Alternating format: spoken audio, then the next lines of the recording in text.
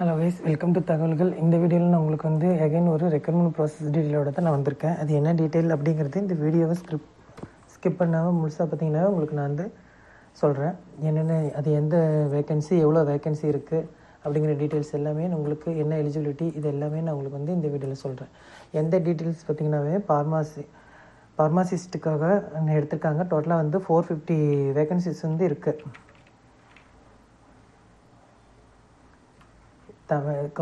தமிழ்நாடு கவர்மெண்ட்லேருந்து உங்களுக்கு கொடுத்துருக்காங்க. எம்ஆர்பின்னு ஒரிஜினல் நீங்கள் எப்பயுமே அஃபிஷியல் சைட்டில் போனீங்கன்னாவே உங்களுக்கு தெரிஞ்சிடும்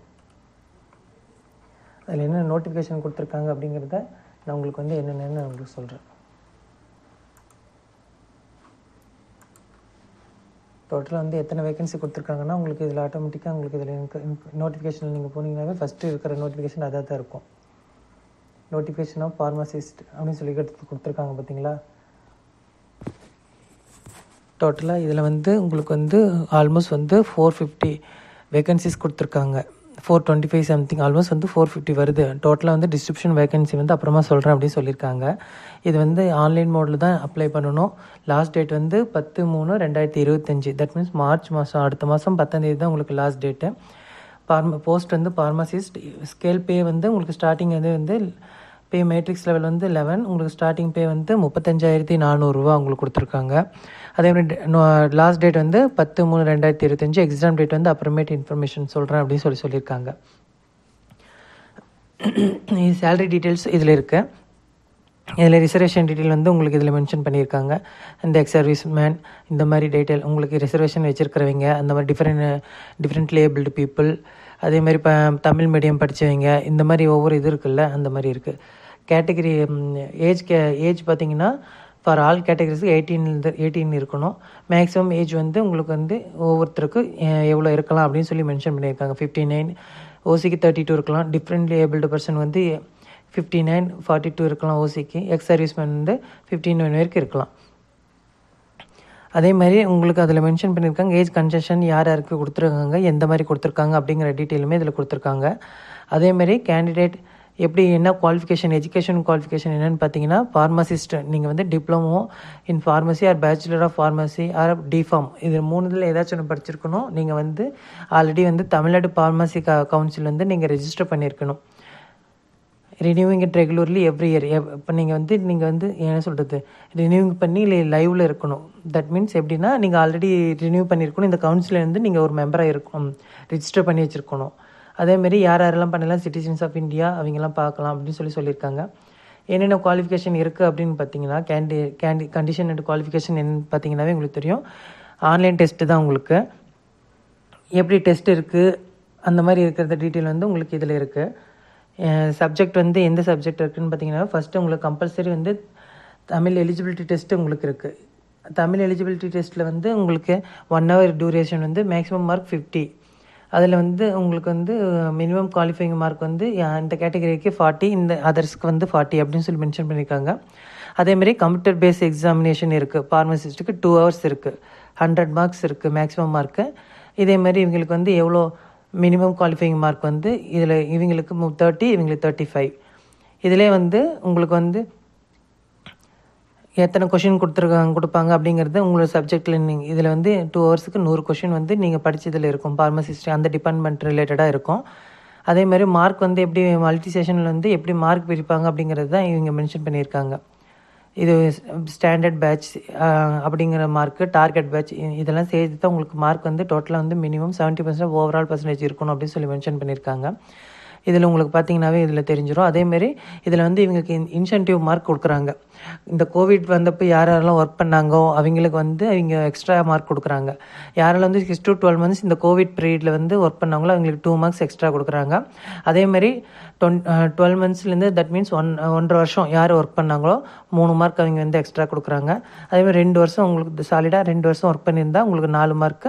ஆல்மோஸ்ட் 2 வருஷத்துக்கு மேலே நீங்கள் ஒர்க் பண்ணியிருந்தால் உங்களுக்கு 5 marks இன்சென்டிவ் மார்க் அவங்க மென்ஷன் பண்ணுறாங்க. இன்சென்டிவ் மார்க் யாருக்கு கொடுப்பாங்கன்னா, நீங்கள் எலிஜிபிலிட்டி டெஸ்ட்டில் பாஸ் ஆனவங்களுக்கு மட்டும்தான் இந்த இன்சென்டிவ் மார்க் கொடுப்பாங்க. யாரெல்லாம் கோவிட் டியூட்டியில் ஒர்க் பண்ணாங்களோ அவங்களுக்கு. அதேமாரி கோவிட் டியூட்டி சர்டிஃபிகேட் இஷ்யூரிங் அத்தாரிட்டிஸ் எங்கே இருக்காங்க, எந்த இன்ஸ்டியூஷன் அப்படிங்கிறது தான் அதை மென்ஷன் பண்ணியிருக்காங்க. டோட்டலாக வந்து சென்டர் வந்து எக்ஸாமினேஷன் சென்டர் வந்து 38 டிஸ்ட்ரிக்டில் இருக்குது. எங்கெங்க அது வந்து மேபி டிக்ரீஸ் பண்ணலாம், இன்க்ரீஸ் பண்ணலாம் அப்படின்னு சொல்லி மென்ஷன் பண்ணியிருக்காங்க. எப்படி செலெக்ஷன் பண்ணுவாங்கன்னா, இவங்க வந்து ஃபஸ்ட் எடுத்தோடனே தமிழ் எலிஜிபிலிட்டி டெஸ்ட் எழுதணும். அதே மாதிரி பார்மசிஸ்ட் மார்க் ரெண்டும் சேர்த்து அவங்க மார்க் எடுக்கணும். The who's qualified Tamil eligibility test by obtaining minimum qualifying mark 47 eligible for correction of subject paper prescribed for the post. Sorry, யார் 40% மார்க் எடுக்கிறாங்களோ அவங்க தான் வந்து அடுத்த சப்ஜெக்டிவ் பேப்பர் வந்து எழுத முடியும் அப்படின்னு சொல்லியிருக்காங்க. அதேமாதிரி அதில் எப்படி அவங்க வந்து மார்க் கொடுத்துருக்காங்கன்னு சொல்லி உங்களுக்கு இதில் சொல்லியிருக்காங்க. அதேமாதிரி இதில் ஓரல் டெஸ்ட்டு கிடையாது. யார் இது ரெண்டுலேயுமே இது பண்ணி வராங்களோ ஷார்ட் லிஸ்ட் பண்ணி அவங்கள வந்து இது பண்ணுவாங்க. அதேமாதிரி எக்ஸாம்ஸ் ஃபீஸ் வந்து 500, SC STக்கு அதர்ஸ்க்கு வந்து 1000. இது வந்து ஆன்லைன் ரெஜிஸ்ட்ரேஷனில் பண்ணணும். ஆன்லைன் ரெஜிஸ்ட்ரேஷனுக்கு லிங்க் கொடுத்துருக்காங்க.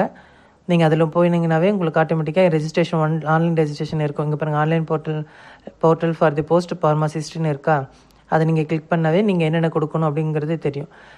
ரெஜிஸ்டர் ஃபார் நியூ யூசர் அப்படின்னு சொல்லி நீங்கள் உங்களுக்கு வந்து மெடிக்கல் சர்வீஸ் ரெக்கமெண்ட் போர்டுக்கு நியூ யூசர்னு சொல்லி நீங்கள் நியூ யூஸராக இருந்தால் நியூ யூசர்னு கொடுத்து நீங்கள் கிளிக் பண்ணிங்கனாவே என்னென்ன டீட்டெயில் கொடுக்கணும், பர்சனல் டீட்டெயில்ஸ்லேருந்து என்னென்ன டீட்டெயில் இருக்கணும் அப்படின்னு சொல்லி நம்ம கொடுக்கணும். என்ன personal detail, educational qualification, Covid duty certificate, photo, signature, document, நம்மளோட 10th சர்டிஃபிகேட், இந்த மாதிரி இது எல்லாமே அவங்க கொடுப்பாங்க.